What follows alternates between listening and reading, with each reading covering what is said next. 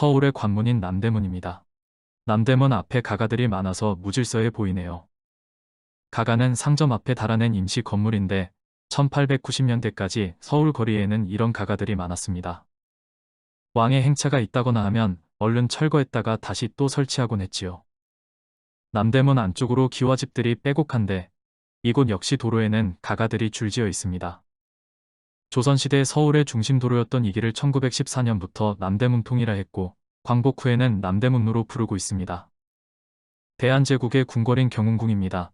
이곳은 원래 성종의 형인 월산대군의 집이었는데 임진왜란이 끝난 뒤 잠시 궁으로 사용한 적이 있을 뿐 건물 몇 채만 남아있다가 고종이 대한제국을 선포한 후 이곳을 황궁으로 삼으며 규모를 키우게 됩니다. 처음에 경운궁 정문으로 지어진 것은 남쪽의 인화문이었는데 정전인 중화전을 짓기 위해 공간을 남쪽으로 넓히는 과정에서 철거됐고 대신 큰 길에 접해 있던 동문인 대한문이 정문이 됐지요. 대한문은 1906년에 대한문으로 이름을 바꿨습니다. 1907년 고종이 강제퇴위당하고 순종이 즉위했는데 순종이 창덕궁으로 옮겨가면서 고종이 있는 경운궁의 이름을 덕수궁으로 바꿨습니다. 경운궁이 있는 정동 일대에는 을미사변 후 고종이 피신했던 러시아 공사관을 비롯해 여러 외국 공관들이 자리 잡고 있었습니다. 1890년 준공된 러시아 공사관은 정동 언덕 위에 있어서 서울 시내가 훤히 내려다 보였다네요. 6.25 때 공사관 건물은 파괴되고 전망탑만 남아 있습니다. 미국 공사관은 1883년 한옥으로 된 공관에 입주한 뒤 계속 같은 자리를 지켰고 대한민국 수립 이후 다시 대사관을 설치하면서 옛 공사관을 대사관저로 사용했습니다. 이 건물이 노후화되자 1976년에 관저 건물을 새로 지었고 옛 공사관 건물은 문화재로 보존되고 있습니다. 영국 공사관도 정동에 자리 잡은 뒤 한옥을 양식 건물로 바꿨을 뿐 지금까지 그 자리를 그대로 지키고 있습니다. 프랑스 공사관은 1891년부터 정동에 현재 창덕여중이 있는 자리에 있다가 1910년 현재 자리인 합동으로 옮겨갔습니다.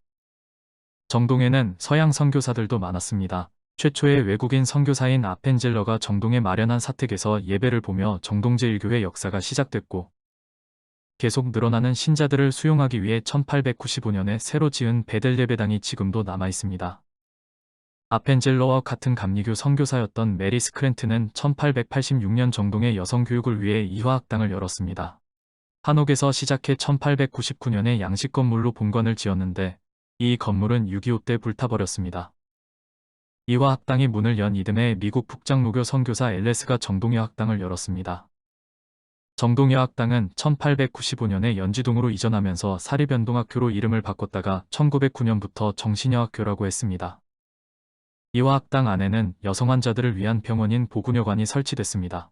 서양 병원이 낯설기도 하거니와 여성들이 남자 의사에게 진료받는 걸 꺼렸기 때문에 여성 병원을 따로 만든 거지요. 보군여관이란 널리 여성들을 구하는 집이라는 의미입니다. 그러니까 보구, 여관이 아니라 보군여관인 거지요. 보군여관은 1910년대 동대문으로 옮겨가 동대문 여성병원으로 이름을 떨쳤고 이화여대의 의학부가 생기자 부속병원으로 전환됐습니다. 정동에 또 다른 여성병원인 성베드로 병원이 있었습니다. 성공회 성당 안에 만든 병원인데 성공회에서는 1890년 정동의 한옥을 구해 장림성당이라는 이름으로 시작한 후 지금까지 그 자리를 지키고 있습니다. 정동 언덕 위 러시아 공사관에서 경희궁이 훤히 내려다 보이네요. 경복궁을 중건할 때 목재를 쓴다면서 많이 헐어가 버려 남은 건물이 얼마 없습니다. 지금과 달리 동쪽을 향하고 있는 흥왕문 앞쪽에 무관학교가 보입니다. 신식군대 장교를 양성하기 위해 만든 학교로 양반과 자제들이 많이 다녔다고 합니다. 경희궁과 서대문 사이에 민가가 빼곡합니다. 성문 밖에도 집들이 들어차 있습니다. 남대문처럼 서대문 앞에도 가가들이 많이 보이는데